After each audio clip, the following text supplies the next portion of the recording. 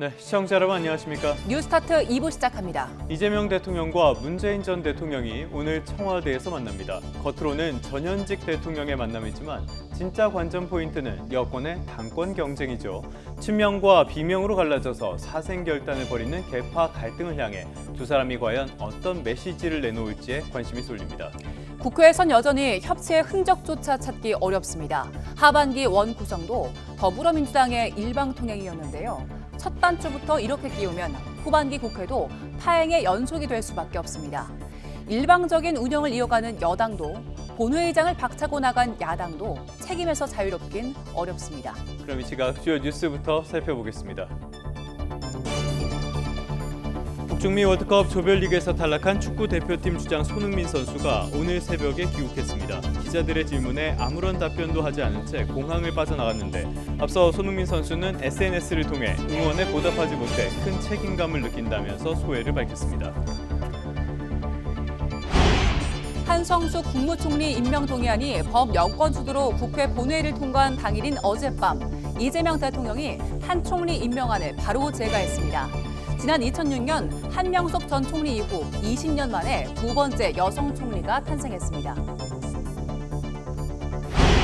오는 8월 더불어민주당 정당대회를 앞두고 당권 경쟁이 격화하는 가운데 이재명 대통령과 문재인 전 대통령이 오늘 청와대에서 오찬 회동을 합니다.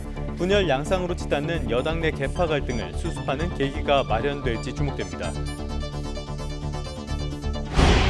정부가 집값이 급등한 화성 동탄과 구리, 용인, 기흥구를 3중 규제로 묶기로 했습니다. 지난해 10.15 대책 이후 8개월 만에 추가 규제 카드인데 뒤늦은 규제란 지적과 함께 또 다른 풍선 효과 우려도 제기됩니다. 어제 제주도부터 여름 장마가 시작됐습니다. 관측 이래 역대 세 번째로 늦은 지각 장마인데 수도권 등 중부지방은 당분간 찜통더위가 이어집니다. 네, 첫 소식입니다. 북중미 월드컵 조별리그에서 탈락한 축구 대표팀의 주장 손흥민 선수가 조금 전에 귀국했습니다. 네, 취재 기자 연결해서 자세히 알아봅니다. 이대건 기자, 오늘 공항 분위기는 어땠습니까? 네, 어제와는 확실히 달랐습니다. 주장 손흥민은 홍명보 감독보다 정확하게 하루 늦게 인천공항을 통해 들어왔습니다. 예상대로 많은 팬들이 공항에 미리 나와 손흥민을 반겼습니다. 동료인 이재성, 김승규 등과 함께 귀국한 손흥민을 응원하는 모습이 대부분이었습니다. 힘내라, 고개 숙이지 말라는 말들이 여러 번 나왔습니다. 손흥민도 팬들에게 인사하며 계속해서 짤막하게 죄송하다는 말 남기며 공항을 빠져나갔습니다.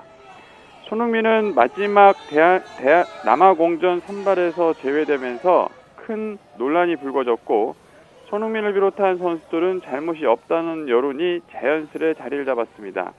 때문에 홍명보 감독이 귀국한 어제와는 다른 분위기였습니다. 어제는 응원보다는 분노가 훨씬 더 느껴졌습니다. 홍명보 나가라는 외침이 공항 전체를 뒤덮을 정도였습니다. 홍명보 감독은 취재진 질문에 한마디도 하지 않고 축구협회와 보안 관계자들에 둘러싸여 공항을 서서히 빠져나갔습니다. 네, 말씀하신 것처럼 오늘 이야기를 하진 않았지만요. 이미 자신의 심경을 밝혔죠. 네, 어제였죠. 귀국 하루 전날인 어제 SNS 통해 이번 대회에 대한 큰 아쉬움과 함께 사과를 전했습니다.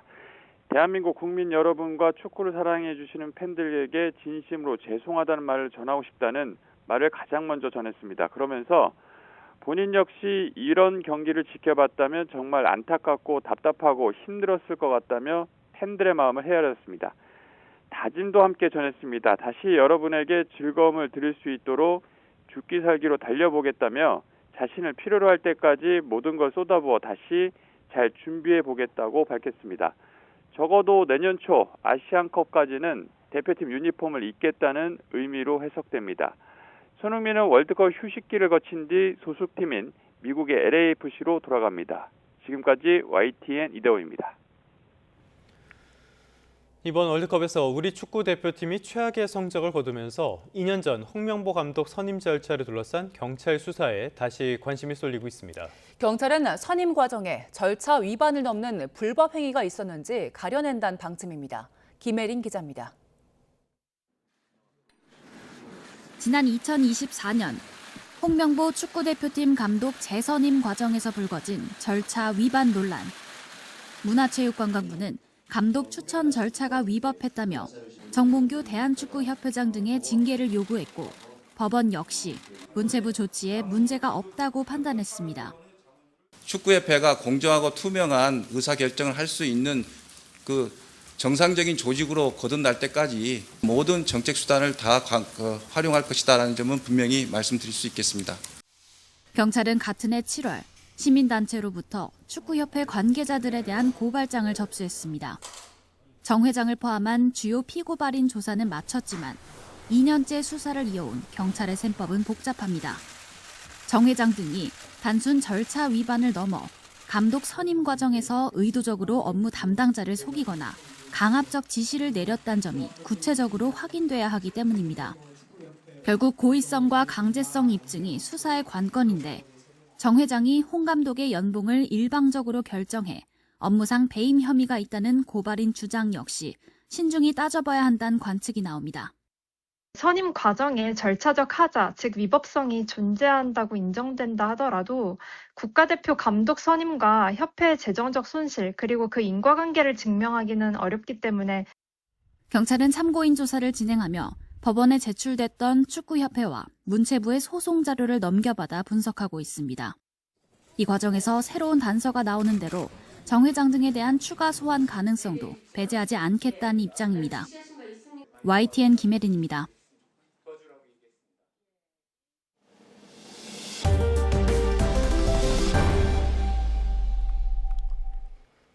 네, 다음 소식입니다. 이재명 대통령이 한성수 국무총리 임명 동의안이 법요건 주도로 국회 본회의를 통과한 당일인 어젯밤 한 총리의 임명안을 바로 제거했습니다. 지난 7일 한 총리를 후보자로 지명한 이후 23일 만입니다. 김민석 전 총리에 이어서 이재명 정부 2기 내각을 이끌 한 총리의 임명 일자는 바로 오늘입니다. 한 총리는 지난 2006년 한명숙 전 총리 이후 20년 만에 탄생한 두 번째 여성 총리이기도 한데요. 헌법상 총리는 장관 등 국무위원과 달리 국회의 동의를 얻어서 대통령이 임명하게 되는데 제1야당인 국민의힘은 임명 동의안 표결에 불참했습니다. 이재명 대통령이 오늘 문재인 전 대통령을 청와대로 초청해 오찬을 함께합니다. 이 대통령 취임 이후 처음으로 이뤄질 문 전 대통령과의 단독 회동에선 경색된 남북관계의 해법과 호남권 반도체 생산기지 같은 균형 발전 방안에 대한 의견이 교환될 것으로 보입니다. 무엇보다 오는 8월 더불어민주당 전당대회를 앞두고 당권 경쟁이 격화하고 있는 만큼 이번 만남을 계기로 계파 갈등을 수습할 통합의 메시지가 나올 가능성도 있습니다. 이재명 대통령이 메가 프로젝트를 발표한 다음 날 호남을 찾아 과거 국가 개발에서 소외된 것이 오히려 기회가 됐다고 강조했습니다. 용인과 서남권 반도체 클러스터 동시 추진을 기업 측에 제안했다는 사실도 공개하면서 모든 책임을 자신이 지겠다고 약속하기도 했습니다. 홍민기 기자입니다. 삼성전자, SK하이닉스와 함께 반도체, 피지컬 AI, 인공지능 데이터 센터 등 이른바 3대 메가 프로젝트를 발표한 이재명 대통령. 바로 다음 날 890조 원을 투입하기로 한 최대 투자처 광주를 직접 찾아 시민보고회를 열었습니다. 호남권 집중 투자 계획을 둘러싼 여러 반론을 고려한 듯 경제적 원리에 따라 입지를 정했다는 점을 강조했습니다. 용수, 전력, 용지, 인프라 이거 포함해서 호남 지역, 특히 광주, 전남 지역이 이 문제들을 해결할 수 있는 유일한 지역이 됐습니다. 과거 산업화 과정에선 영남과 비교해 호남이 소외됐지만 그게 오히려 기회가 됐다며 이제야 그 서름을 벗어날 수 있게 됐다고 말했습니다. 치솟는 반도체 메모리 수요에 용인과 서남권 반도체 공장 설립을 동시에 추진하자고 기업에 제안했다는 사실도 공개했습니다. 원래는 순서대로 할 생각이었던 것 같아요. 동시에 추진합시다. 이렇게 말씀을 드려서 동의하셨죠? 이 대통령은 준비한 축사 대신 약 18분 동안 원고 없이 발언을 이어나가면서 개인적인 소회를 밝히기도 했습니다. 하여튼 저로서는 참으로 기쁘고 의미 있는 날입니다. 이 대통령은 앞서 국무회의에서도 지역 차별이라는 비판에 역사적으로 누적된 투자를 비교하면 조족지열, 즉 세발의 피해에 불과하다고 특혜서를 반박했습니다. 다만 국토 균형 발전을 위해 지방 중심 정책은 계속 확대해 나갈 계획이라고 밝혔는데 청와대는 이 대통령이 이번 호남권을 시작으로 메가 프로젝트의 다른 거점인 충남 아산, 경남 진주에서도 잇따라 국민보고회를 열 예정이라고 밝혔습니다. YTN 홍민기입니다. 정말 얼마나 빠르게 네, 이런 초대형 국가 프로젝트를 둘러싼 정치권의 후폭풍은 시간이 갈수록 커지는 모습입니다. 더불어민주당은 국회 차원의 적극적인 지원을 강조했는데요. 반대로 국민의힘은 국정조사까지 언급하면서 졸속 추진을 막겠다고 나섰습니다. 박희재 기자입니다. 4,700조 원 천문학적 규모의 3대 메가 프로젝트 추진에 더불어민주당은 필요하면 특별법을 제정하고 추경까지 하겠다며 국회 차원의 전폭적인 지원을 거듭 약속했습니다. 제22대 국회 후반기 2년 동안 대한민국 산업경제사의 길이 빛날 기적의 주춧돌을 닦았다는 평가를 받도록 만들겠습니다. 청와대가 팔걷고 나선 이번 정책을 여당이 적극 호응하고 나선 건데 반면 국민의힘에 대해선 국가 100년 대계를 두고 근거 없는 모략만 펼친다고 직격했습니다. 특히 반도체 클러스터 예정지 호남은 전력과 용수가 부족하다는 주장을 반박하며 전 정권 때 왜 호남 AI 특화단지 공약을 내걸었느냐, 특혜 주장은 내로남불이라고 꼬집었습니다. 이재명 정부의 정책이 되니까 지역 균열이 되고 권력 주도형 투자가 되는 것입니까? 국민의힘은 졸속 추진이라고 평가절하하며 국정조사 카드를 꺼내들었습니다. 호남 투자를 반대하진 않는다면서도 혈세와 대기업 자본으로 민주당 전당대회 사전선거 운동에 나선 것 아니냐는 지적까지 나왔습니다. 만 원짜리 연어덮밥도 국정조사를 했는데 800조 규모의 반도체 투자를 못할 이유가 없습니다. 부산, 울산, 경남 지역 의원들도 총집결해 대통령의 말만으로는 부족한 전력과 물이 생기진 않는다. 부울경의 입지는 부족할 게 뭐냐고 따져 물었습니다. 부울경을 전력 생산 기지로만 쓰고 미래 산업 투자에서 배제하는 것은 지역 차별일 뿐입니다.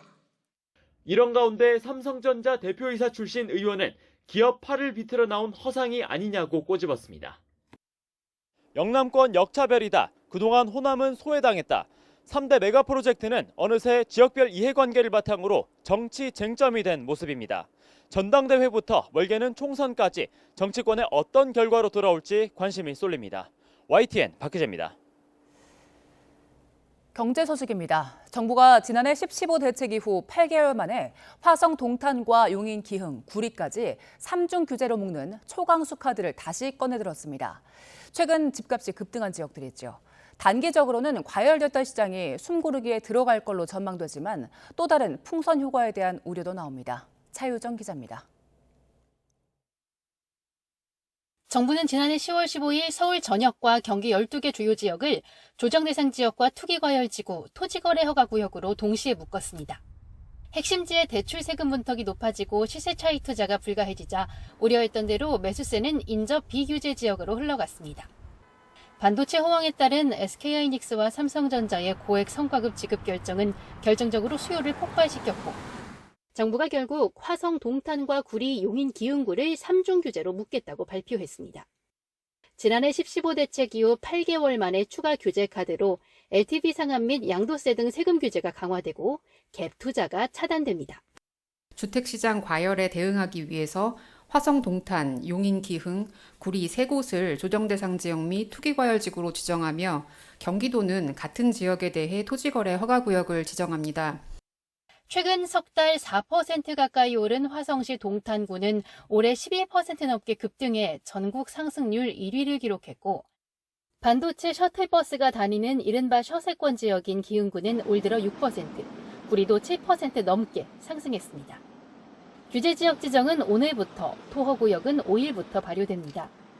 해당 지역 부동산에는 규제 직전 막판 거래에 나서려는 매수 매도 문의가 쏟아지기도 했습니다.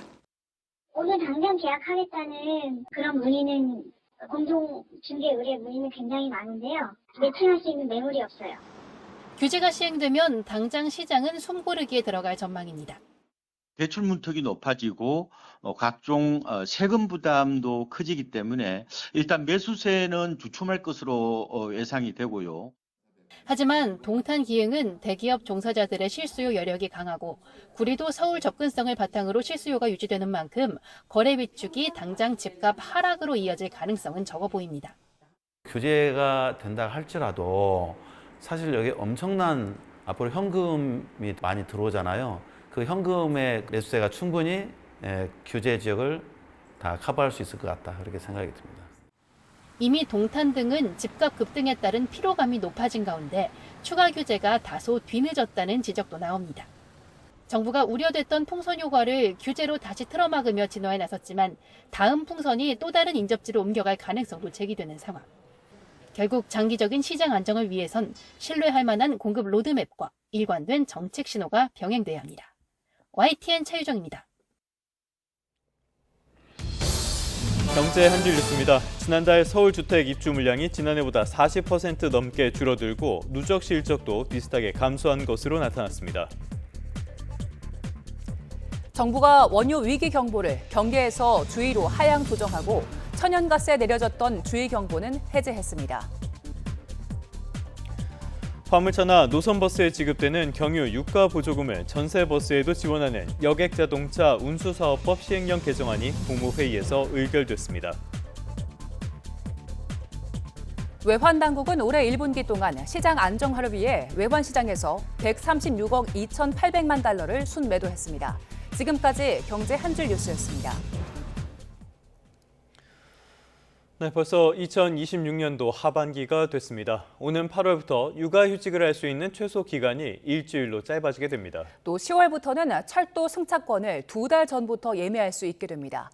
하반기부터 달라지는 제도를 이승은 기자가 정리했습니다. 8월 20일부터 직장인이 만 8세 이하 자녀의 질병이나 사고, 방학 등에 탄력적으로 대응할 수 있도록 단기 육아휴직 제도가 시행됩니다.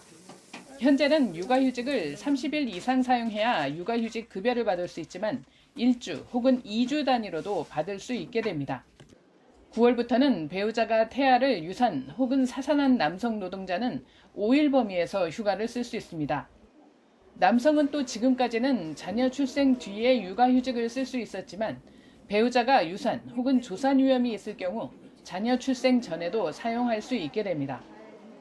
정부는 또 하반기 19세 미만 자녀가 2명인 다자녀 가구에 대해 주말과 공휴일에 고속도로 통행료를 10% 할인합니다. 19세 미만 자녀가 3명 이상이면 감면율이 20%입니다.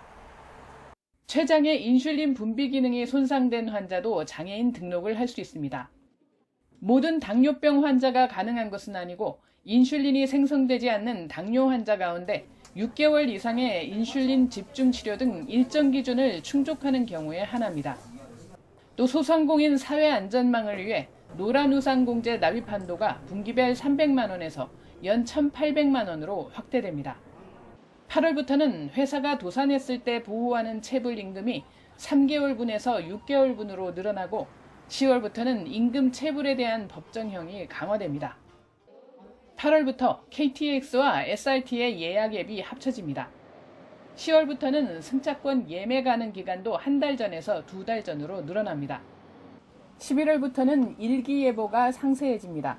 향후 6에서 11일간의 날씨를 알려주는 중기 날씨예보의 시간 간격이 3시간에서 6시간으로 좁아지고 예보 해상도도 도 단위에서 5km 격자로 촘촘해집니다. 외국인 투자자의 외환시장 접근성과 수출입 업체 환전 수요에 맞출 수 있도록 하반기 중 외환시장이 24시간 개장됩니다. YTN 이승은입니다. 네, 다음 소식입니다. 6.3 지방선거 투표용지 부족 사태를 규명하는 검경합동수사본부가 노태학 전 중앙선거관리위원장의 부부 동반 출장도 들여다보고 있습니다. 휴양지로 외유성 출장을 다녀온 게 아니냐는 건데 고발인 조사를 시작으로 수사가 본격화할 전망입니다. 이준엽 기자의 보도입니다. 검경합수본이 노태학 선관위원장의 외유성 부부 동반 출장 의혹을 제기한 고발인을 소환하며 수사에 착수했습니다. 내일은 같은 혐의로 고발장을 낸 국민의힘 미디어특별위원회 관계자도 부를 예정입니다. 국민의 세금으로 외유성 출장을 다녀온 중앙선관위의 이런 행태에 대해서 업무상 횡령으로 국민의 세금을 낭비한 그런 책임을 묻기 위해서 고발장을 제출하는 것입니다. 앞서 선관위 직원들은 선거 참관 등 명목으로 지난 2022년부터 올해 6월까지 100차례 넘게 해외 출장을 다녀온 것으로 드러났습니다. 출장지 중에는 몰디브와 코타키나발루 등 유명 휴양지들이 대거 포함됐습니다. 특히 노 전 위원장은 재임 중 3차례에 걸쳐 배우자와 함께 독일과 스웨덴 등으로 해외 출장을 다녀왔지만 동행 사실을 선관위 사후 보고서에 적지 않아 횡령 의혹이 제기됐습니다. 합수본은 투표용지 부족 사태의 전모를 밝히기 위한 기초조사에도 속도를 내고 있습니다. 선거 당일 송파구 투표소에서 근무했던 지자체 공무원들과 투표용지 보관 상자가 폐기된 투표소에서 일했던 공무원을 잇따라 참고인으로 불렀습니다. 합수본은 투표용지 부족 사태가 일어났던 투표소를 중심으로 사실관계를 구성한 뒤 선관위 직원들에 대한 피의자 조사에도 나설 것으로 보입니다. YTN 이준엽입니다. 위철환 중앙선거관리위원장 직무대행이 독립기구인 투표용지 부족 사태 진상규명위원회의 조사 계획과 결과를 미리 보고받았다는 의혹이 제기됐습니다. 국민의힘 김은혜 의원실이 분석한 선관위 내부망 문서 인쇄 목록을 보면 위철환 직무대행의 비서실 직원은 진상규명이 출범이나 최종 조사 결과 발표 전에 관련 파일을 인쇄한 것으로 드러났습니다. 이들 파일은 진상규명이 운영계획이나 결과 보고서 등으로 김 의원은 독립적으로 운영하겠다던 앞선 발표와 배치되는 내용이라고 지적했습니다. 중앙선관위는 이에 대해서 운영계획 문서는 모든 위원에게 보고된 자료고 결과 보고는 발표 직전 통보받은 것으로 위 직무대행이 조사 과정에 개입한 사실이 없다고 해명했습니다. 6.3 지방선거 투표용지 부족 사태 국정조사특위가 오늘 국회에서 2차 기관 보고를 진행합니다. 이 자리에는 윤호중 행정안전부 장관과 노태악 전 중앙선관위원장을 비롯해 위철환 위원장 직무대행 등 현직 중앙선관위원 8명이 모두 출석할 예정입니다. 앞서 국조특위는 이들을 포함해 서울시와 송파구 선관위 관계자 등 증인 69명과 참고인 6명을 2차 기관 보고에 부르기로 의결했습니다. 이와 함께 선관위 진상규명위원장을 맡았던 조현욱 변호사도 출석 시간을 조율해서 회의에 참석할 것으로 전해졌습니다. 네, 이번에는 베네수엘라 강진 사태 살펴보도록 하겠습니다. 사망자가 2,000명에 가까워졌고요. 부상자도 비공식 집계로 10,000명을 훌쩍 넘어섰습니다. 유엔은 3개월 동안 최대 50만 명에게 식량 지원과 5천만 달러 지원이 절실하다고 밝혔는데요. 뉴욕 연길에서 자세한 상황 알아봅니다. 이승윤 특파원, 사망자 수가 1,900명을 넘어섰다고요? 네, 그렇습니다. 호르헤 로드리게스 베네수엘라 국회의장은 연설에서 연쇄 강진으로 현재까지 공식 확인된 사망자가 1,943명, 부상자 규모는 1,571명이라고 발표했습니다. 제니퍼 모레노 카니살레스 카라카스 주재 유엔 인도주의 업무 조정관 대변인은 사망자 수치는 시신이 수습된 사망자를 기반으로 집계한 것으로 희생자 규모가 계속 늘어날 것이라고 말했습니다. 비공식 집계에서 실종자 수는 8만 명을 훌쩍 넘어섰습니다. 설상가상으로 열대상 저기압이 몰고 온 호우까지 내리면서 수색 지연은 물론 2차 붕괴와 산사태까지 우려되는 상황입니다. 현지 주민의 이야기를 직접 들어보시죠. Ahorita anoche, el día de ayer, llovió duro, tronaba y uno lo que primero decía, Dios mío, Señor, que no siga lloviendo, era por el temblor. 네, 유엔은 국제 지원을 강력하게 요구하고 있다고요. 네, 그렇습니다. 세계 식량 계획 WFP의 스테파니 호흐슈테터 베네수엘라 사무소장은 화상 브리핑을 통해 현지의 수색 구조 활동이 이제는 전면적인 인도주의 대응 단계로 전환되고 있다고 소개했습니다. WFP는 베네수엘라에 앞으로 2달간 10,000가구를 지원할 수 있는 식량 3,000톤을 확보하고 있으며 필요할 경우 콜롬비아에 비축된 구호 물자도 신속히 전환 배치할 수 있다고 설명했습니다. 그러면서 다른 강진에서 배운 교훈은 언론의 관심이 사라져도 피해 주민들의 필요는 사라지지 않는다는 점이라고 강조했습니다. 긴급 구호가 진행되고 있지만 장기적인 지원도 필요하다며 식량과 안전한 식수, 주거시설, 필수 서비스에 대한 국제사회의 지원이 지금 당장 절실하다고 역설했습니다. 직접 들어보시죠. Our initial appeal is of $50 million to provide life-saving food assistance up to 500,000 people over the next 3 months, along with critical logistics and emergency communication support. 이재민을 수용할 공간이 제대로 된 게 없다 보니까 주민들은 골프장이나 축구 경기장에 마련된 임시 대피소에 모여 있어서 수인성 전염병 등에 취약한 상황입니다. 또 비가 내리고 있어서 이들의 지금 상황이 더욱더 절실한 상황인데요. 베네수엘라의 백신 보급 상황이 열악하다 보니까 황열병과 댕기열 환자가 늘어날 것이란 우려도 커지고 있습니다. 국제 구호 물자를 받을 통로인 카베요항과 라과이라항은 그나마 다행히도 현재는 정상적으로 운영되고 있습니다. 주 베네수엘라 한국 대사관과 현지 한인들은 주민들에게 구호품을 전달했고 한국 정부는 인도적 지원과 구호대 파견을 검토하고 있습니다. 사랑의 열매는 100만 달러 긴급 지원을 결정했고 한국 천주교 공식 해외 원조 기구인 한국 카리타스 인터내셔널은 긴급 구호 기금인 10만 달러를 지원하기로 했습니다. 지금까지 뉴욕에서 YTN 이승윤입니다. 네, 베네수엘라 바깥에 체류 중인 베네수엘라의 야권 지도자 마리아 코리나 마차도가 최근 강진 피해를 본 자국의 구호 활동을 돕기 위해서 귀국을 시도했는데요. 항공편 탑승이 불발됐습니다. 마차도는 SNS에 올린 영상에서 파나마에서 베네수엘라행 항공편 탑승을 시도했지만 실패했다고 밝혔습니다. 최근 강진 발생 뒤에 귀국 의사를 밝힌 뒤 마차도는 지난 28일 파나마시티에서 카라카스행 코파항공의 항공편 탑승을 시도했습니다. 파나마 국적항공사인 코파항공 관계자들은 마차도의 귀국을 허용할 경우 베네수엘라 정권이 자사의 베네수엘라 노선 운항을 중단할 것을 우려한다고 말한 것으로 전해졌습니다. 마차도는 베네수엘라 정부가 인도적인 지원 활동을 방해하고 정보를 은폐하고 있다고 비판해왔습니다.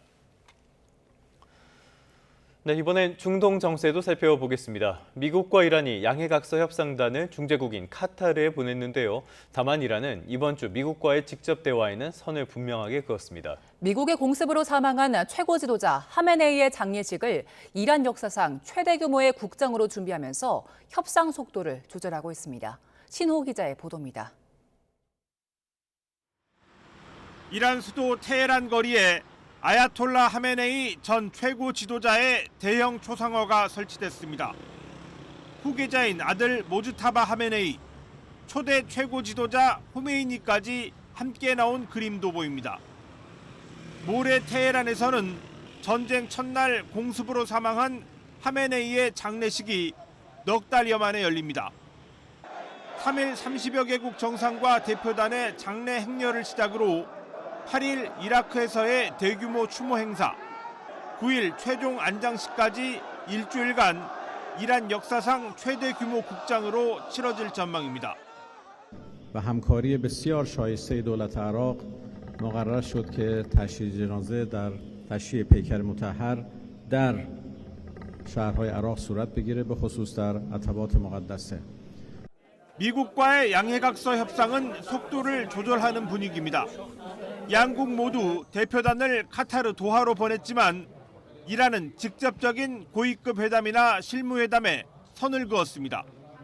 중재국인 카타르와 동결자산 해제 문제와 미국의 양해각서 이행 여부를 평가한 다음 언제 어떻게 회담을 재개할지 정하겠다는 입장입니다. لذا بازم تاکید می‌کنم هیچ نشستی در هیچ سطحی با طرف آمریکایی برای چند روز آینده ما برنامه‌ریزی نکردیم. 레바논 남부 공격을 멈추지 않아서 협상을 더욱 어렵게 만들고 있는 이스라엘은 이란의 철군 요구를 들어줄 생각이 없습니다. וההתעקשות שלנו שאנחנו לא יוצאים מדרום לבנון עד שהאיום לא בטל. וכל עוד חיזבאללה חמוש נמצא פה, מאיים עלינו, אנחנו נשארים. 미국 재무부는 사우디아라비아 등 6개 걸프 국가들과 함께 헤즈볼라를 겨냥한 자금 차단을 발표하면서 이란 정부에 협상 테이블로 나오라고 압박했습니다. YTN 신호입니다. 미국에서 태어나면 자동으로 시민권을 부여하는 제도를 손보려던 트럼프 대통령의 시도에 미국 연방대법원이 제동을 걸었습니다. 트럼프 행정부의 강력한 반이민 정책에 타격이 불가피해 보이는데요. 워싱턴 연결해서 자세히 알아보겠습니다. 신정 특파원, 미 대법원이 보수 5위인데도 트럼프 대통령의 주장이 받아들여지지 않은 이유는 뭡니까? 네, 미 연방대법원은 현지 시간 지난달 30일 6대3의 의견으로 미국에서 태어난 아이에게 시민권을 부여하는 현행 출생 시민권 제도를 유지했습니다. 보수 성향으로 분류되는 존 로버츠 대법원장과 에이미 코니 페럴 대법관 등이 진보 성향 대법관들과 함께 다수 의견에 서면서 트럼프 미 대통령의 행정명령에 제동을 걸었습니다. 존 로버츠 대법원장은 다수 의견을 대표해서 작성한 판결문에서 트럼프 대통령의 행정명령이 수정헌법 14조의 시민권 조항에 위배된다고 판단했는데요.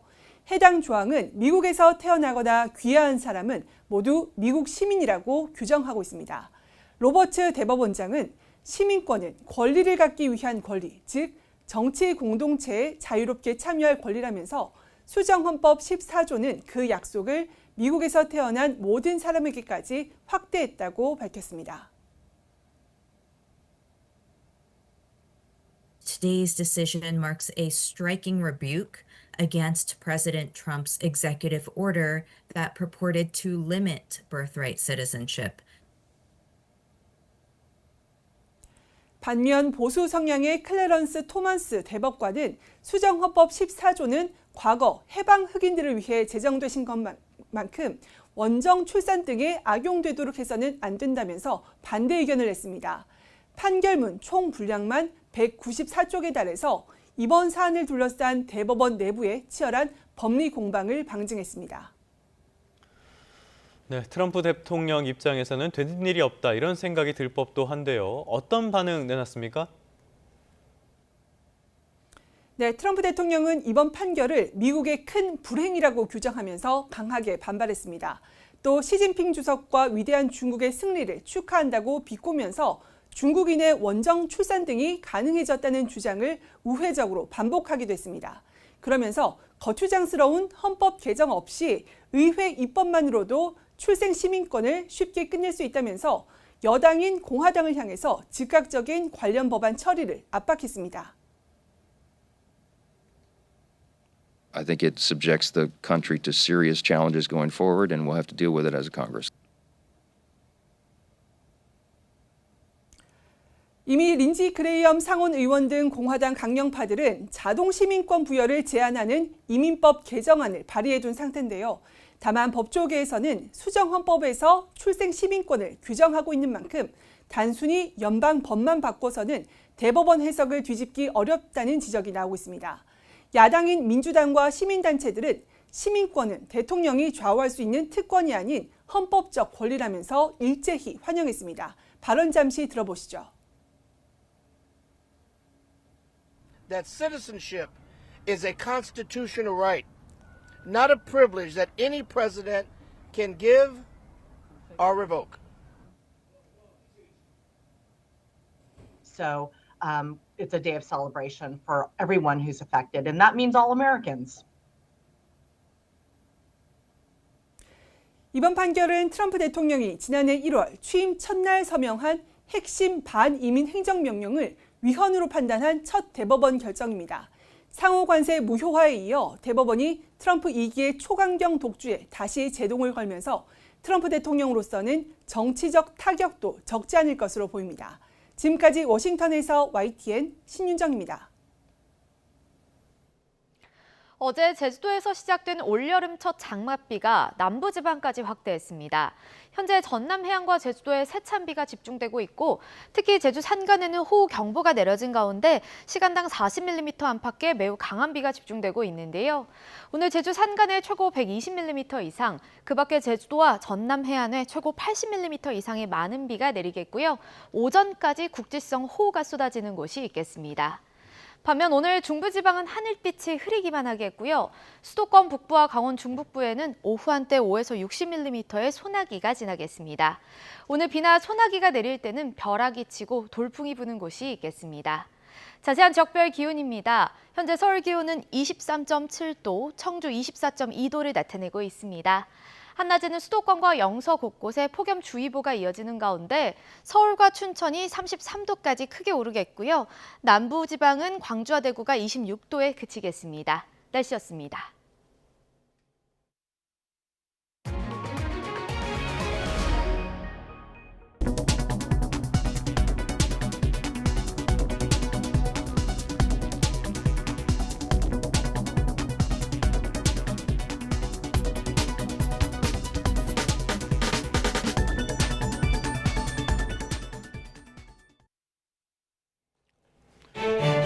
시각 주요 뉴스입니다. 북중미 월드컵 조별리그에서 탈락한 축구 대표팀의 주장 손흥민 선수가 오늘 새벽 귀국했습니다. 기자들의 질문에 아무런 답변도 하지 않은 채 공항을 빠져나갔는데 앞서 손흥민 선수는 SNS를 통해 응원에 보답하지 못해 큰 책임감을 느낀다며 소회를 밝혔습니다. 한성수 국무총리 임명 동의안이 범여권 주도로 국회 본회의를 통과한 당일인 어젯밤 이재명 대통령이 한 총리 임명안을 바로 제거했습니다. 지난 2006년 한명숙 전 총리 이후 20년 만에 두 번째 여성 총리가 탄생했습니다.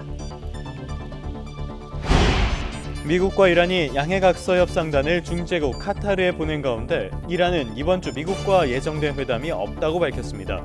이런 가운데 미국의 공습으로 사망한 최고 지도자 하메네이의 장례식이 모레 이란 역사상 최대 규모의 국장으로 치러질 예정입니다.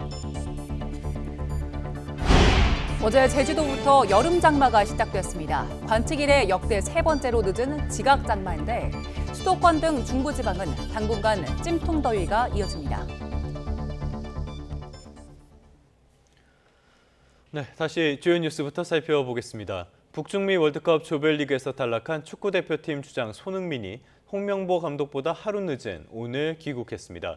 주장 손흥민 선수는 오늘 새벽 4시쯤 동료인 이재성, 김승규 등과 함께 인천국제공항을 통해 들어왔습니다. 손흥민은 환영을 나온 많은 팬들에게 인사하면서 짤막하게 죄송하다는 말을 남기고 공항을 빠져나갔습니다. 손흥민 선수는 어제 자신의 SNS를 통해 대한민국 국민 여러분과 축구를 사랑해 주시는 팬들께 진심으로 죄송하다고 전하기도 했습니다. 그러면서 다시 즐거움을 드릴 수 있도록 죽기 살기로 달려보겠다며 자신을 필요로 할 때까지 모든 걸 쏟아부어 다시 잘 준비해보겠다고 밝혔습니다. 네, 이미 월드컵 직전 사퇴 의사를 밝혔던 정몽규 대한축구협회장도 팬들의 거센 야유를 받으면서 귀국했습니다. 혼란한 상황을 수습하고 한국 축구의 새 미래를 설계할 차기 리더십에 관심이 쏠립니다. 이경재 기자입니다. 홍명보 감독과 일부 선수들이 입국장을 모두 빠져나갔지만 40분쯤 지나 다시 고성이 들립니다. 다른 항공편을 이용해 씁쓸한 표정으로 걸어나가는 정몽규 대한축구협회장에게도 책임을 따져묻는 팬들의 야유가 쏟아졌습니다. 정 회장은 이미 조별리그 1차전을 앞두고 대표팀의 성적과 관계없이 월드컵 개막 이후 사퇴를 약속했습니다. 32강 탈락으로 공분을 사고 있는 마당에 이 결정을 번복할 가능성은 거의 없습니다. 정 회장이 다음 달 사직서를 제출하면 협회 정관에 따라 60일 안에 차기 회장을 선출해야 합니다. 문제는 누가 어떤 비전을 갖고 도전할 수 있느냐입니다. 당장 공정하고 투명한 대표팀 감독 선임과 정 회장과 관련된 특정 인맥의 고리를 끊는 것을 넘어 여론은 한국 축구의 50년, 100년 뒤까지 내다볼 수 있는 근본적인 개혁을 요구하고 있습니다. 우리 축구의 목표는 월드컵에 참가만 하면 되라는 생각을 가지고 계속 한국 축구가 흘러가고 있거든요. 제한축구협회는 확실히 바뀌어야 되고 구성원 대다수가 개혁의 어떤 필요성을 통감했으면 하는 생각입니다. 문화체육관광부는 월드컵 실패의 원인을 규명하는 특별감사와 책임자 처벌, 백서 발간, 그리고 1인 독주체제를 뒷받침했던 일명 체육관 선거 방식의 개선도 추진하겠다고 밝혔습니다. 자칫 축구계 전체가 불신의 대상이 되는 상황에서 의지와 능력을 갖춘 새로운 리더십 찾기부터 어려움을 겪을 가능성도 높습니다. YTN 이경재입니다. 네, 국회로 가보겠습니다. 여야 간의 원구성 협상이 결렬되면서 또 더불어민주당 주도로 국회 상임위원장 11명이 선출됐습니다. 표결에 불참한 국민의힘은 어떤 상임위도 받지 않겠다며 배수진을 쳤는데 한성숙 국무총리 후보자 인준도 범여권 주도로 처리됐습니다. 김다현 기자의 보도입니다. 후반기 국회 원구성 법정 시한이 한 달 넘게 지났지만 여야는 법사위원장 자리를 두고 벼랑 끝 대치를 이어갔습니다. 결국 161석 과반 의석을 점한 민주당은 18개 상임위원장 중 11개 선출안 건을 본회의에서 단독으로 처리했습니다. 법사위원장에는 전반기 국회에서도 3개월가량 법사위를 책임졌던 4선 서영교 의원이, 경제 분야 상임위인 정무위와 재경위 위원장으로는 각각 유동수, 조승래 의원이 선출됐습니다. 운영위원장은 여당 원내대표가 겸하는 관례에 따라 한병도 의원이 선출됐습니다. 이재명 정부의 성공을 위해 그리고 대한민국 국민을 위해 정의로운 사법체계 만들어 나가도록 하겠습니다. 민주당은 상임위를 의석수 비율 11대 7로 나눈 거라고 강조하며 즉각 비상입법체제를 가동하겠다고 예고했습니다. 즉각 비상입법체제를 가동을 하겠습니다. 지난 한 달간의 입법 공백을 메우기에 1분 2초를 천금같이 사용을 해야 합니다. 하지만 국민의힘은 국민을 우습게 보는 오만의 정치라고 반발했습니다. 조정식 국회의장이 상임위원을 강제 선임했다며 전원 사임 카드를 꺼내들었고 한 발 더 나아가 원구성 정상화 없이는 어떤 상임위도 받지 않겠다고 으름장을 놨습니다. 그토록 원하니 그 모든 권력을 다 가져가십시오. 대신 지금부터 국정 운영의 모든 책임은 오롯이 더불어민주당의 몫입니다. 국민의힘 의원들이 회의에 불참한 가운데 한성수 국무총리 후보자 인사청문 경과보고서도 민주당 표결로 채택됐습니다. 본회의 표결까지 일사천리로 진행됐는데 국민의힘은 국민을 무시한 의회 폭거이자 대통령에게 바치는 충성 보고서라고 반발했습니다. 상임위원장 선출부터 국무총리 인준까지 민주당 주도로 이루어지면서 후반기 국회가 본격 가동되기 전부터 전국은 급격히 싸늘해졌습니다. YTN 김다현입니다. 더불어민주당 당권 주자로 꼽히는 김민석 국무총리가 국무회의에서 이재명 대통령과 작별 인사를 나눴습니다. 국회 복귀가 초읽기에 들어갔습니다. 송영길 의원은 정청래 전 대표를 향해 연일 공세를 이어갔는데 친청계에서는 편파적 파묘를 멈추라고 맞받으면서 충돌이 격화하고 있습니다. 양동훈 기자입니다. 이재명 대통령은 민주당 전당대회 출마를 위해 조만간 당으로 복귀하는 김민석 국무총리에게 작별 인사를 건넸습니다. 363일 동안 고생이 많았다며 정부의 성과에 총리 역할이 가장 컸다고 한껏 치켜세웠습니다. 정말로 크게 국정에 도움이 됐고 전체적인 지휘를 너무 잘해 주셨어요. 우리 고생하신 총리님한테 박수 한번 드릴까요? 김 총리도 1년 동안 이 대통령과 함께 일할 수 있어 영광이었다며 당에 복귀한 뒤에도 이 대통령을 향한 지지를 아끼지 않겠다고 화답했습니다. 국정 성공을 위해서 당과 국회에서 더 열심히 전력을 다해서 뛰겠습니다. 감사합니다. 다시 한번 인사 올리겠습니다. 이런 가운데 적통 논란에서 촉발된 갈등은 확전 양상입니다.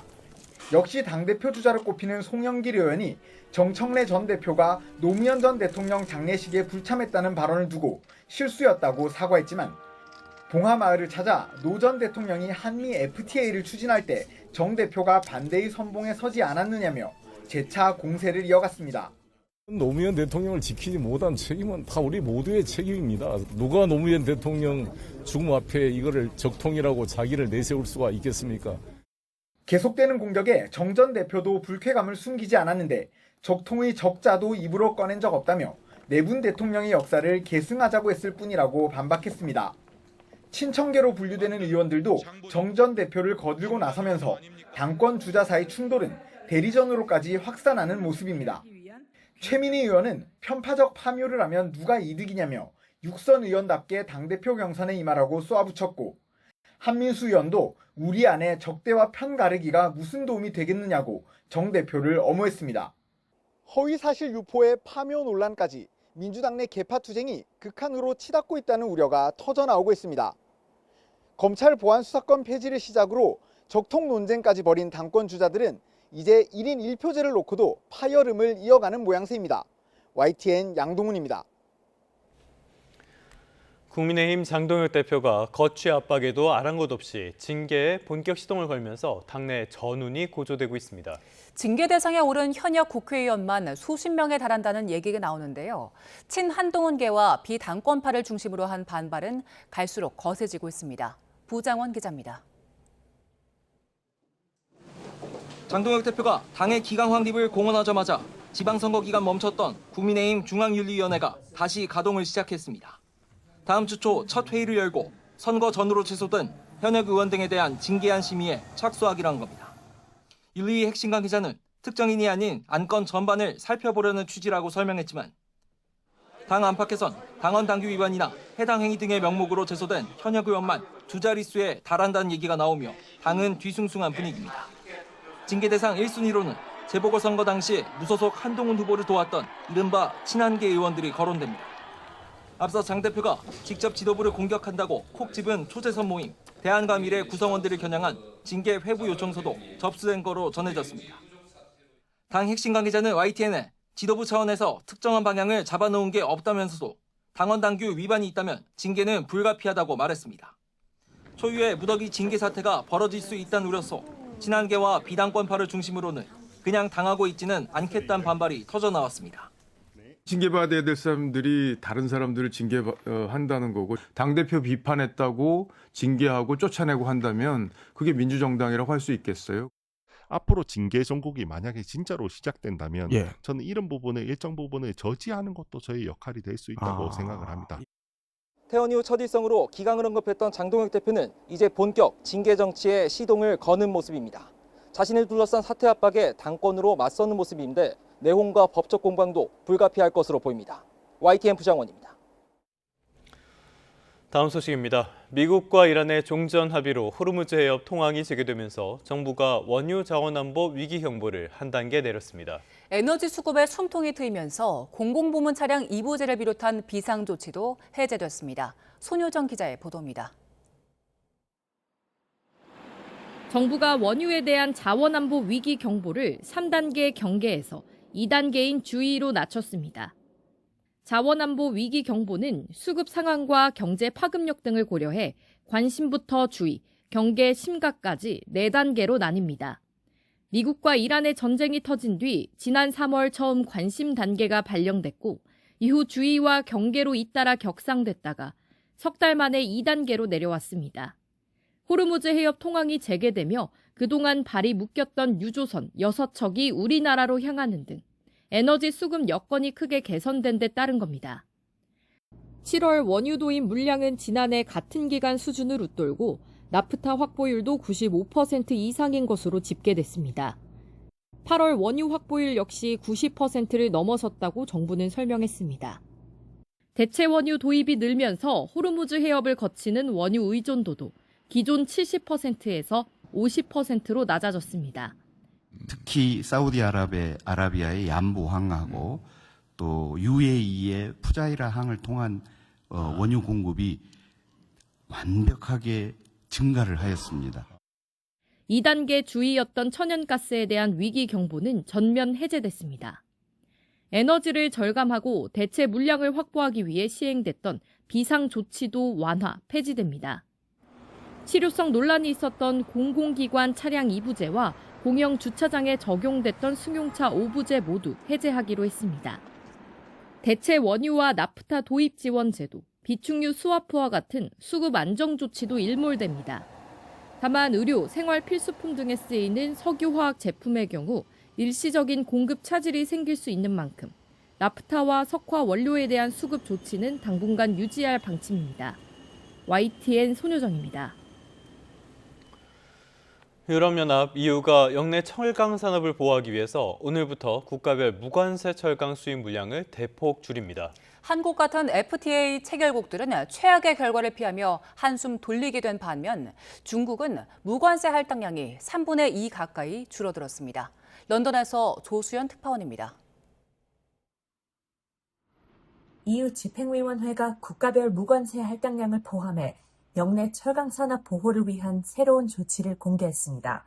앞서 수입 철강 제품에 적용하는 무관세 할당량을 47% 줄이기로 한 뒤 각국이 무관세 쿼터 확보를 위해 EU와 협상을 벌여온 결과입니다.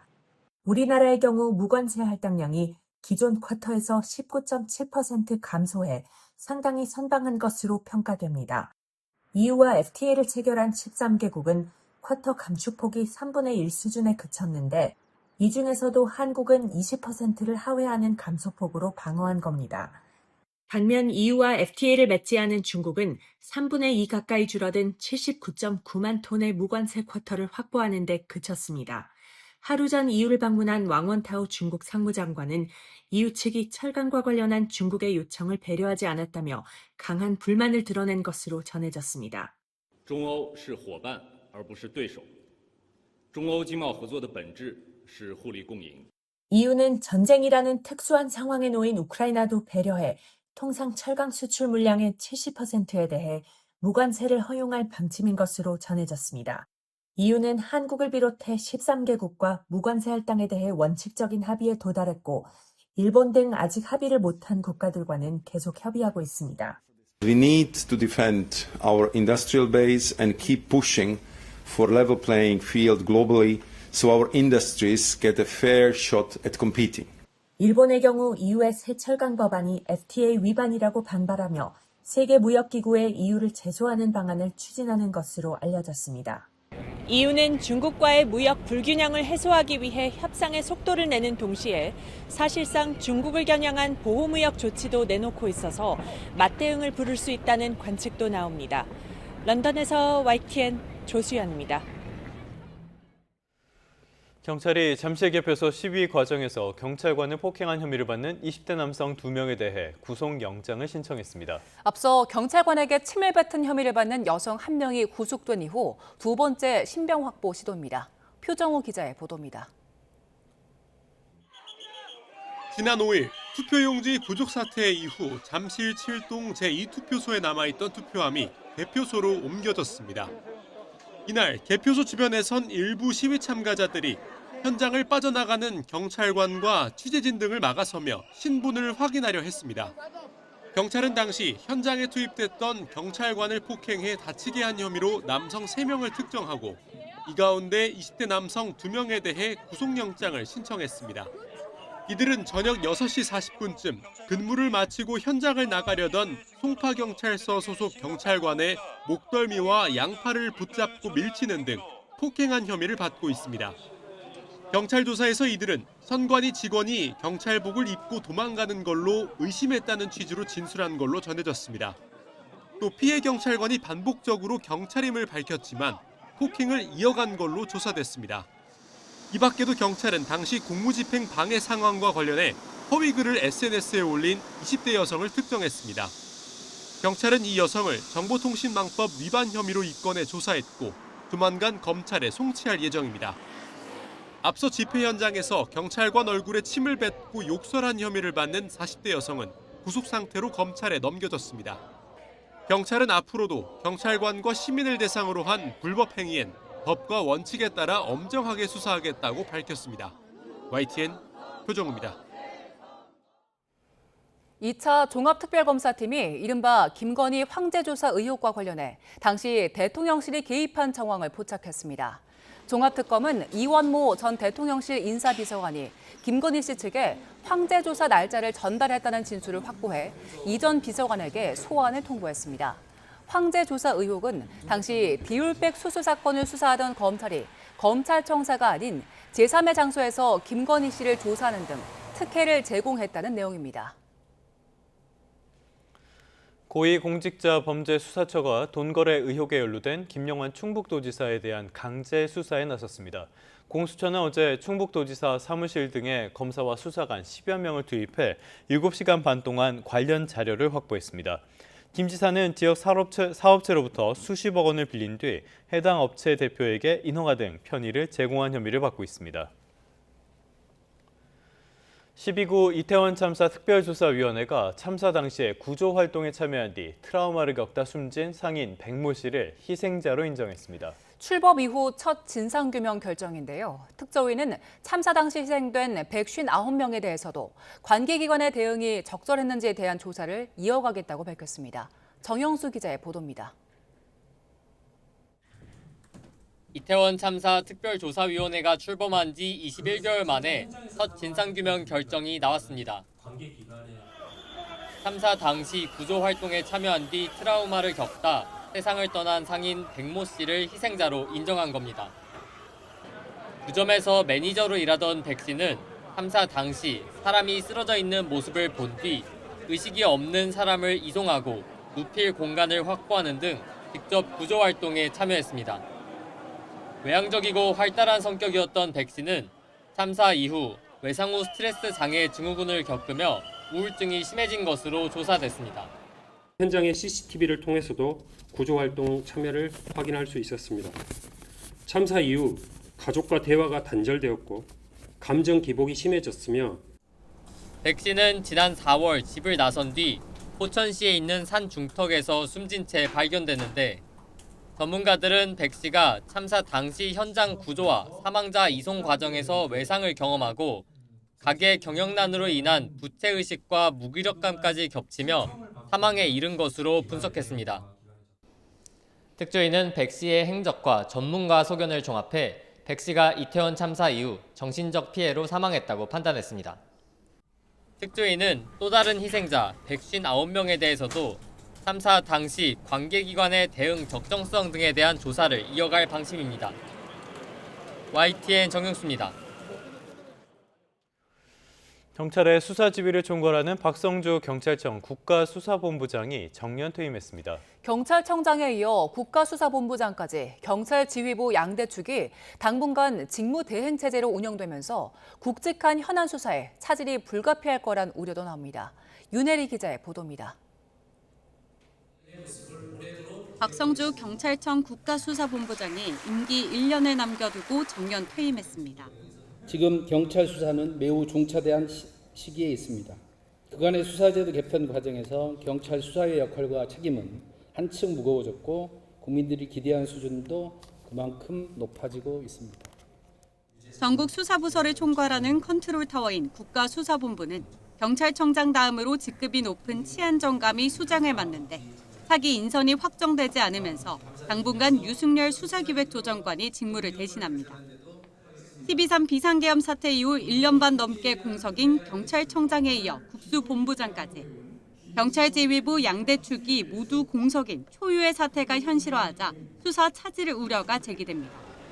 박 본부장은 조직원 모두 업무 이해도와 충성심이 크다며 대행체제를 향한 걱정을 일축했지만 김병기 의원을 둘러싼 13가지 의혹은 수사 착수 10달째 결론을 내리지 못하고 있습니다. 강시혁 하이브 의장의 자본시장법 위반 혐의로 검찰의 보완 수사 요구가 거듭되는 가운데 사건 처리가 늦어지고 있습니다. 스타벅스의 탱크데이 논란과 서소문 고가차도 붕괴 사고 등 한적한 현안에 대한 수사 동력이 떨어지는 것 아니냐는 지적도 나옵니다. 국수본부장 직에는 10년 이상 법조인 경력을 갖춘 외부 전문가도 임명할 수 있지만 이번에도 역시 내부 인사 기용에 무게가 실리는 기류입니다.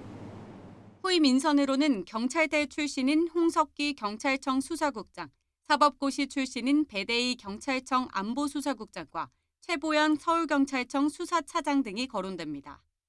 경찰 지휘부 인선이 오는 10월 중대범죄수사청 출범 이후로 미뤄질 거란 관측이 나오는 가운데 수사 공백 차질 우려로 국가수사본부장 인선은 먼저 이뤄질 가능성도 제기됩니다. YTN 윤혜리입니다. 최근 고교야구 경기에서 지역 비하성 응원이 나와 파장이 커지고 있습니다.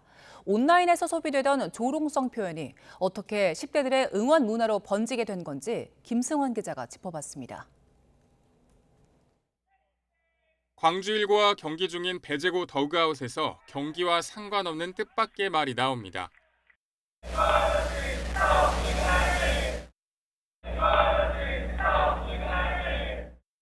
지난 5월 18일 스타벅스의 탱크데이 이벤트를 떠올리게 하는 표현입니다.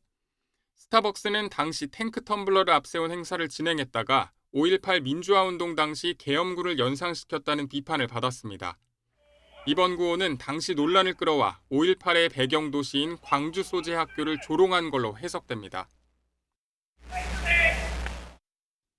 배제고 측은 일부 학생 행동이라고 설명했지만 현장 영상에는 여러 학생이 함께 구호를 외치는 목소리가 담겼습니다. 과거엔 이 같은 조롱성 표현이 일부 극단적 커뮤니티 안에서 오가는 경우가 많았지만 최근엔 SNS와 게임 채팅 등 다양한 채널을 통해 빠르게 퍼지고 있습니다. 자극적일수록 주목받는 온라인 문화 속에서 원래 의미보다 재미와 반응만 남은 채 확산하고 있는 겁니다. 특히 학교에서 함께 생활하며 또래 문화 영향을 받는 10대들 사이에서 혐오 표현이 빠르게 번질 수 있다는 지적이 나옵니다. 이렇게 집단 생활, 단체 생활하는 곳에서 한 소수의 아이들이 먼저 그거를 문화를 주도하고 그 문화에 어울리려면 써야 되는 거죠. 자기도 그 문화적 기표를. 그게 일배인 거고. 전국 초중고 교사 200명을 대상으로 실시한 청소년의 차별과 혐오 표현 조사에서도 교사들은 주로 온라인 커뮤니티와 또래 모방을 청소년 혐오 표현이 확산하는 요인으로 꼽았습니다. 혐오 표현이 개인적 신념보다는 사회적 학습과 모방에 의해 퍼진다고 본 겁니다. 역사적 상처를 조롱하는 표현이 10대들의 응원 문화에까지 스며든 현실에 대해 우려하는 목소리가 커지고 있습니다. YTN 김승환입니다. 폭염주의보가 서울 전역에 발효된 지 이틀째인 어제 온열 질환으로 한 명이 숨졌습니다. 질병관리청에 따르면 어제 오후 4시까지 서울에서 발생한 온열 질환자는 사망자 1명을 포함해 3명입니다. 이번 폭염주의보는 지난달 29일 오전 발효된 이후 계속 이어지고 있습니다. 서울시는 1단계 근무 명령을 내리고 503명 규모의 폭염 상황실을 운영하며 노숙인과 쪽방 주민 등 취약계층 4만 7천여 명의 안부를 살피고 있습니다. 인천국제공항이 특혜 논란이 제기됐던 상주 직원 정기 주차권을 절반 수준으로 줄입니다. 인천국제공항공사는 오늘부터 상주 직원의 정기 주차권 관리 체계를 전면 개편하겠다고 밝혔습니다. 기존 3만 건 규모의 상주 직원 정기권을 내일부터 무효화하고 신규 신청은 업무상 필요성을 기준으로 엄격히 심사해서 기존의 50% 이내 수준으로 관리할 계획입니다. 네, 간밤에 뉴욕 증시는 또 한 번 강세였습니다. 3대 지수 모두 상승했는데요. 무엇보다 기술주가 강세를 보이면서 나스닥 지수는 1.5% 이틀째 급등세를 연출했습니다. 시장은 여전히 중동 정세에 신경을 쓰고 있습니다. 트럼프 대통령은 이란의 요청으로 카타르에서 회담이 진행될 예정이라고 강조를 했지만 이번에도 마음 다급한 과장이었던 것 같습니다. 카타르에선 미국과 이란의 고위급 회담 계획이 없다는 발표가 나왔고요. 이란 역시 당장은 만날 예정이 없고 며칠 동안 종전 양해각서 이행 상황을 평가한 뒤 협상 시기를 결정하겠다고 밝혔습니다. 이 와중에 종전의 한 축인 이스라엘과 레바논의 마찰은 끊이지 않고 있는데요. 네타냐후 총리는 헤즈볼라의 위협이 있는 한 레바논에서 철군하지 않겠다는 뜻을 거듭 밝혔습니다. 이젠 확실히 미국의 통제에서 벗어난 듯합니다. 이런 불확실성 속에서도 미국의 경제 지표는 겉으로는 여전히 탄탄합니다. 5월에 미국의 구인 건수는 760만 건으로 2024년 5월 이후에 가장 많았고요. 시장의 예상치도 돌았습니다. 구인도 해고도 큰 변화가 없었다는 뜻입니다. 미국 경제는 소비가 가장 큰 버팀목이라서 소비자들의 심리도 굉장히 중요한데요. 지난달 소비자들의 체감 경기를 뜻하는 소비자 신뢰 지수는 91.2로 전달보다 소폭 개선됐습니다. 다만 구직 여건에 대한 인식이 나빠지면서 상승폭은 시장 예상치를 대폭 밑돌았습니다. 앞으로 고용 지표의 변화를 전망할 수 있는 부분이기도 합니다. 간밤의 특징주로는 에어로 바이런먼트를 꼽아봤습니다. 다소 생소할 수도 있는 기업인데요. 미국 최대의 군용 무인기, 그러니까 드론 기업입니다. 주가가 거의 20%나 치솟았습니다.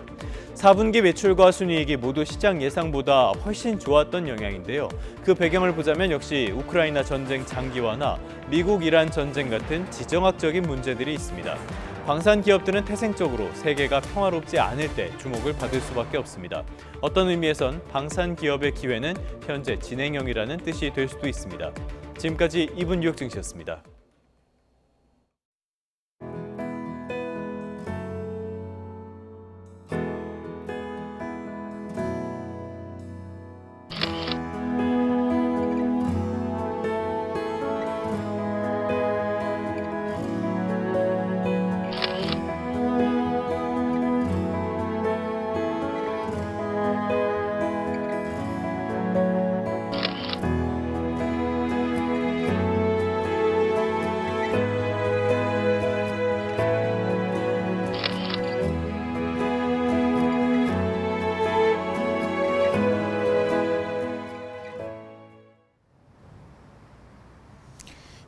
첫날인 오늘 서울 등 중부지방은 폭염 속 소나기가 지나는 곳이 있겠습니다. 반면 남부지방은 어제 제주도에 이어 올여름 첫 장맛비가 내리고 있는데요. 특히 전남 해안과 제주도에는 호우특보가 발효 중입니다. 해당 지역에서는 오전까지 국지성 호우에 대비해 주시기 바랍니다. 자세한 비 상황부터 살펴보도록 하겠습니다. 정체전선이 북상하면서 현재 남부와 제주도는 장마의 영향권에 들었습니다. 충청권 남부까지 비구름이 올라온 모습인데요. 특히 제주 산간에는 호우경보가 내려진 가운데 시간당 40mm 안팎의 매우 강한 비가 집중되고 있습니다. 오늘 제주 산간에 최고 120mm 이상, 그 밖에 제주도와 전남 해안에 최고 80mm 이상의 많은 비가 내리겠고요. 남부지방은 저녁까지, 제주도는 밤까지 비가 이어지겠습니다. 반면 중부지방은 하늘빛이 흐리기만 하겠고요. 오후에 수도권 북부와 강원 중북부에 5에서 최대 60mm의 요란한 소나기가 쏟아지겠습니다. 출근길 기온 보겠습니다. 현재 서울 기온은 23.9도, 청주 24.5도를 나타내고 있습니다. 한낮에는 수도권과 영서지방 곳곳에 폭염주의보가 이어지는 가운데 서울과 춘천이 33도까지 크게 치솟겠고요. 반면 남부지방은 광주와 대구가 26도에 그치는 등 예년보다 낮아지겠습니다. 금요일인 모레는 제주도에서 다시 비가 시작돼 주말에는 충청 이남지방으로 비가 확대할 전망입니다. 현재 강하고 많은 비가 집중되는 제주도를 중심으로 강풍주의보도 내려져 있습니다. 비바람으로 인한 피해 없도록 안전사고에 각별히 유의하시기 바랍니다. 지금까지 YTN 원희다입니다. 뉴스타트 3부 잠시 뒤에 이어집니다.